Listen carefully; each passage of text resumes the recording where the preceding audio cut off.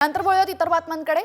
सतीश भोसले उर्फ खोक्या भोसले हा गरिबांना 10% व्याजाने पैसे देऊन पैसे उकळायचं काम करायचा। पैसे दिले नाही तर त्यांना मारहाण करायचा असा दावा सामाजिक कार्यकर्त्या अंजली दमानी यांनी केलेला आहे। या खोक्या भोसलेचे अनेक व्हिडिओ समोर आले असून त्यामध्ये तो पैशांची उधळण करताना दिसतोय। त्यामुळे हा इतका पैसा आला तरी कुठून असा सवाल आता उपस्थित केला जातोय। ठोकरे खा खा पता चला इतका पैसा या खोक्या भोसलेकडे नक्की आला तरी कुठून असा सवाल उपस्थित होतोय। अनेक त्याच्या रील्स मध्ये अनेक व्हिडिओ मध्ये पैसे उडवताना पैसे फेकतानाचा दृश्य आपण पाहतो आणि त्यामुळे खोक्याकडे इतका पैसा आला कुठून असा सवालही उपस्थित होतोय।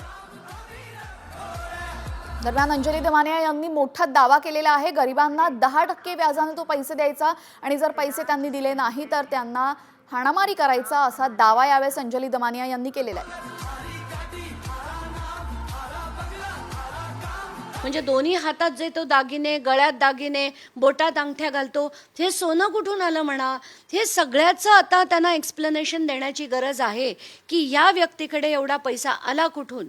आणि तो मी असं ऐकलंय की तो सतीश भोसले लोकांना मोठ्या प्रमाणावर लोनवर पैसे देतो आणि हे लोनवर दिलेले पैसे तो चक्रवाढ व्याजाने परत घेतो आणि त्याचे जे व्याज आहे ते 10%।